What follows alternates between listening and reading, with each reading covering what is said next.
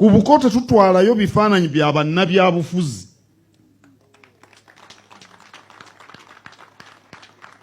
Ku Buko tetutwalayo bifaananyi bya bannabyabufuzi.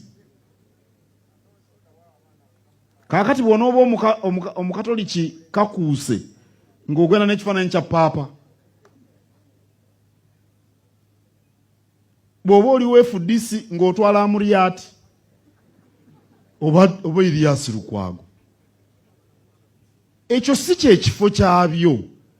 Tulina okumanya w'okolera kiki. Omukolo gwa nnono gwa buwangwa ate munnabyabufuzi oli totya ekifaananyi kye. Ku Buko tugenda n'ebirabo ebidda ku nnono. Waliyo n'ebirabo eby'omulembe guno. Ekifaananyi kya Kabaka, ekifaananyi kya Buganda n'ekya Nnabagereka bakiteekako omuziro. Aba Majestic Brands mwebala okukola emiziro gino gye mwakoze oba mu lubaawo oba mu brass ne certificate.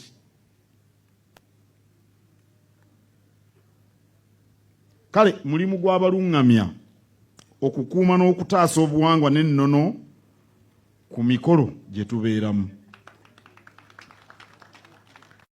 Yes, Red Zone TV poli webale kubanga okyagoberera byonna gy'osinzira okubanga gy'otulabira kyokola kya mutawana nnyo gwe atambula naffe ku mukutu ogwa Red Zone TV. Atanaba kubanga osubscribinga nga bwentera okugamba nkujjukiza nti kirira wansi awo olaba ekigambo subscribe kikwateko, kwata kade aka notification obeere nga tomisinga nsonga yonna. Ebigambo ebyo nga wobiwulidde nkuzizaako ko emabega omukulu Katikkiro Charles Peter Mayiga nga oba nkuyite kutowa order ng'atowa order nti ku Buko tetutwalayo bifaananyi bya bannabyabufuzi. Okuviira ddala nno mu biseera ebyo gwampuliriza bannayuganda baatandika okugamba nti kaakati bwe kibanga bwe kite bwe kiri anti okulembererako Kabaka Obuganda kati ffe abatali Baganda ogenda tugamba ki? Bantu bangi bavayo ne boogera ebigambo bingi nnyo eby'enjawulo, bantu bangi nga balina endowooza ez'enjawulo ku nsonga eyo, era ebigambo bingi nnyo ebyayogerwa naddala gwazzaatugoberera kakasanga obimanyi bulungi nnyo. Bannayuganda baatandika okulabwako nga batandise okuddamu okutwala ate ekifaananyi buto ekya munnabyabufuzi, era nga mu ngeri yonna yali His Excellency Robert Kyagulanyi Ssentamu, era bangi baali bakimanyi lunywe nti ono bwe yali agezaako okubeera nga ate ategeeza ekifaananyi ekyo kirabiddwako emirundi mingi nga kitwalibwa ku mikolo egy'enjawulo. Gwampuliriza oyinza okugadde tonnakirabako ku mukolo ewuwo, naye abaana bakitwala mu mbeera yonna. Kakati waliwo omukolo ogumu olwaleero lunaku lwa Mande ennaku zomwe ziri 19 gwa 8/2024 waliwo omukolo ogumu ogubaddewo mu wiikendi eno gye twakafuluma. Omukolo ogwo ng'omuntu omu ngenda kulaga akatambi awo yatutte ekifaananyi ekya His Excellency Robert Kyagulanyi Ssentamu ku mukolo wano nno baali bakiwa Ssennyonyi, naye oli akireese ye akiwadde kitaawe w'omuwala, era wabaddeko embaga. Ngenda kulaga akatambi ako okalabe bw'oba ng'okyaliko kuno nja kukusaba olayikinge, kubanga bwentera okugamba gy'okoma okulayikinga information gy'ekoma okubeera ng'etambula. Omuwala bw'aleese ekifaananyi kibeere nga kiweebwa taata we ng'ebimu ku bifaananyi ebireeteddwa ku mukolo ennono bagigoberedde kuba bawadde bantu Baganda bulungi nnyo. Ekifaananyi baawadde ekifaananyi ekya Ssaabasajja Kabaka, ne bawaayo ekifaananyi ekya Nnabagereka, ne bawaayo n'ekifaananyi ekya ne maapu eya Buganda. Nga bw'obimanyi bwe bitera okubanga bibeera ku mukolo era bwe biri supposed okubanga biba mu nnono, era bw'obimanyi bwe bizze nga bitambula. Kakati ekifaananyi ekya His Excellency Robert Kyagulanyi Ssentamu bwe bakireese omwogezi w'oku mukolo, ng'era omanyi nti munnaye bo Katikkiro be yali awadde order era be yali ayogera nabo nti temukkiriza okuleeta ekifaananyi kya munnabyabufuzi ku mukolo. Kati omwogezi agezezzaako bambi okupalappalanya nti ekifaananyi ekyo temukireeta, tekikkirizibwa. Era omukolo eroza ne bamulaga nti ssebo oli mwogezi bwogezi wa ku mukolo so toli nannyini mukolo. Omukolo gugenze mu maaso era omuwala yennyini gwe babadde banjula oba abadde ayanjula n'akwata omuzindaalo n'asaba kitaawe muzeeyi munnange, bw'oba oyagala omukolo guno gunyume, bw'oba oyagala tunyumirwe ffenna tuveewo nga tuli mu ssanyu, nze ndeese ekifaananyi kyange eky'omukulembeze wange era njagala kikutuuke obeere ng'okiraba. Kankuwa embeera eno nga bwebadde nzije tubeere nga tweyongerayo.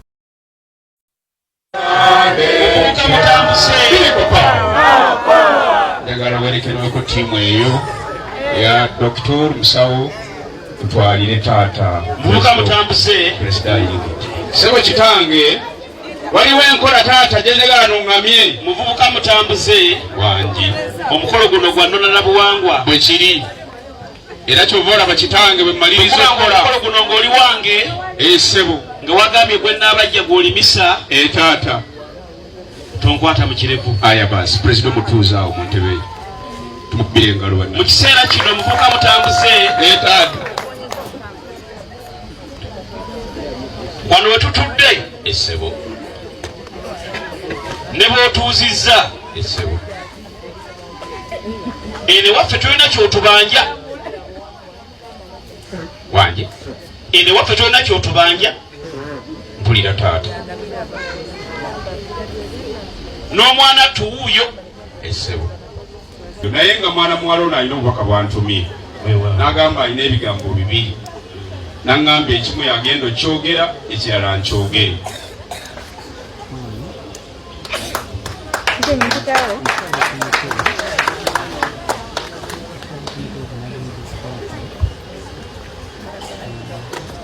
neyansa byonna babalekosaamu kitiibwa omwami wange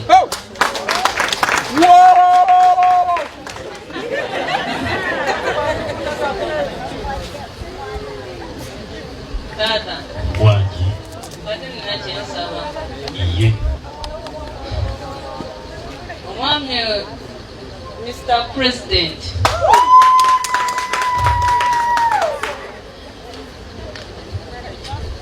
badde nsaba omukkirize naye akiike ewa taata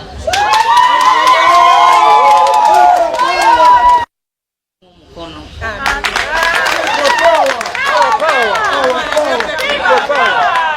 taata bw'oba onzikiriza saba nkuleetere Mr. President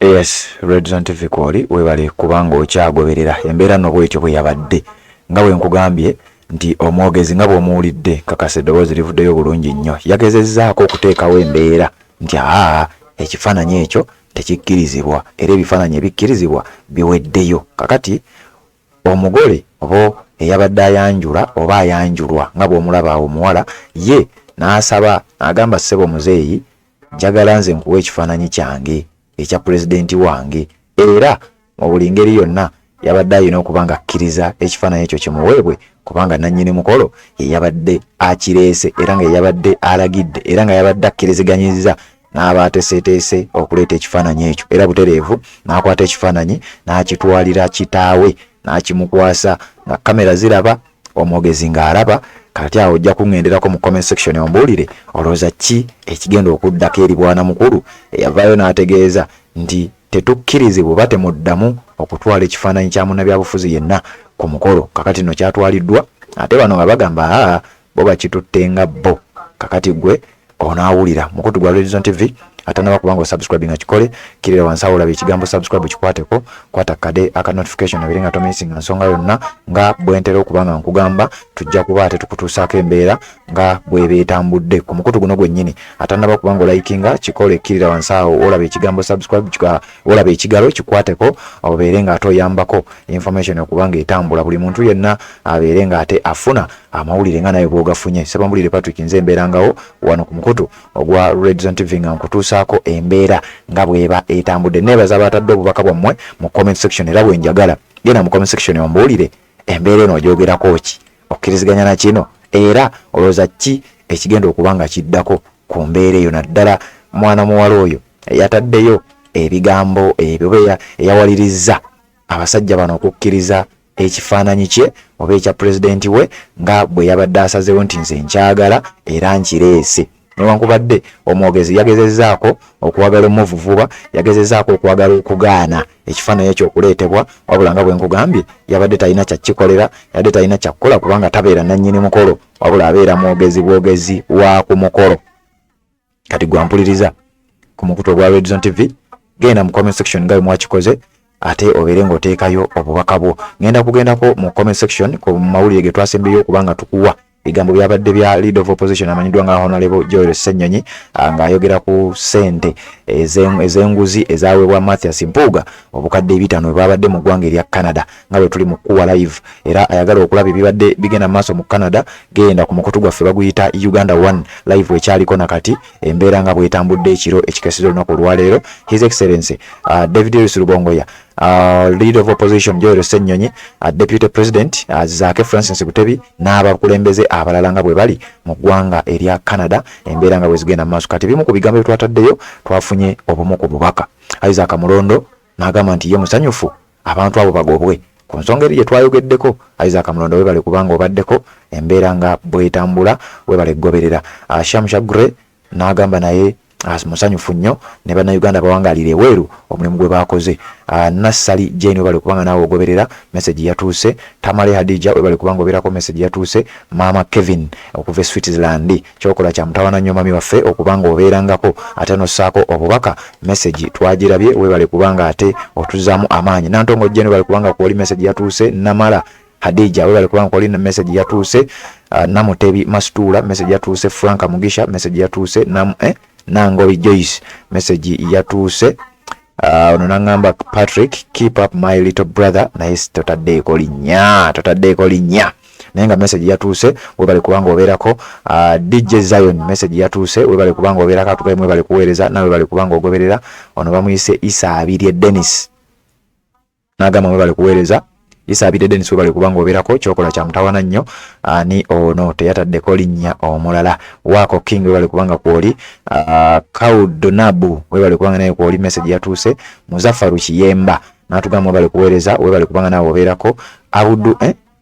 Abdul Shakuru webale kubanga obeerako message yatuuse. Sekimpi Godfrey atugamu webale kuweereza nawe webale kubanga obeerako Sekimpi yonna gy'osinzira okubanga gy'otulabira. Susan Globasera webale kubanga obeerako message yatuuse. Kanani Media webale kubanga mugoberera Kanani Media TV message yatuuse. Namakola Phoebe webale kubanga obeerako agamba Mpuuga atubulira niya mutwala mu kooti.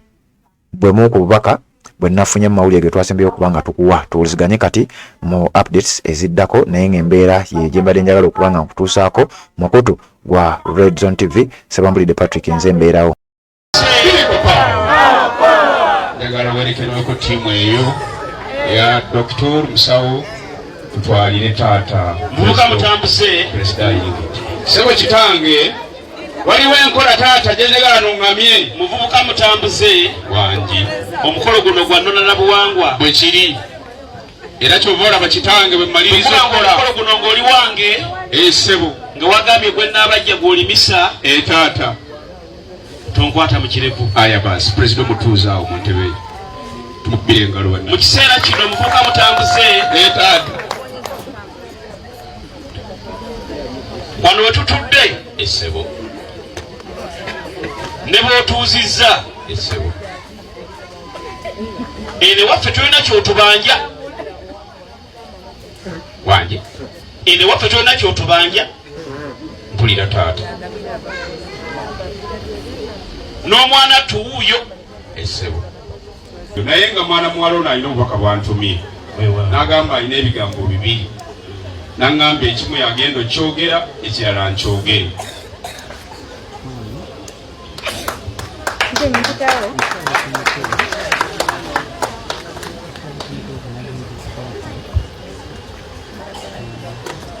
neyansa byonna babale kuzzaamu kitiibwa omwami wange.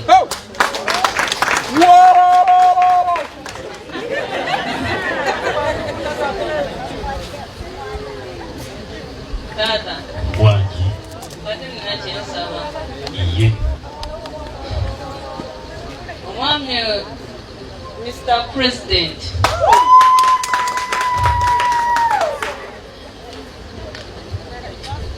badde nsaba omukkirize naye akiike ewa taata mukono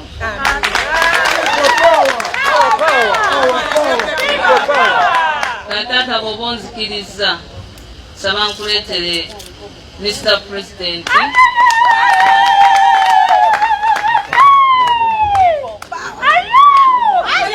Assalamu alaikum wa rahmatullahi wa barakatuh. Amanya n'eddoboozi Haji Abdu omusomi w'eddua. Nkola ku nsonga ez'enjawulo, emirimu nga gikutataganyeko, ebyenfuna byo nga bidobonkanye, ne oba oli bweru wa ggwanga emirimu gya kucankalanako. Jangu kusomere ku ddua okubeda nedda eddua zaabaawo, eddua zisomibwa, omuntu n'oterezebwa mu mbeera yonna ebadde kwesibyeko ekusibyeko akanyaaga. Nina ekyoto kye nsobola okukumira wadde oli bweru wa ggwanga nga toli kumpi wano n'ofuna omukisa ogwo nawe n'osomerwako ku ddua nga nkuteddeko n'akabaani. Allah ajja kusaasira, ajja kwanukula. Kuba ku namba yange y'essimu 0752 44 71 56 ne ku WhatsApp kwendi mpereza obubaka sobole okuyamba. Assalamu alaikum wa rahmatullahi wa barakatuh.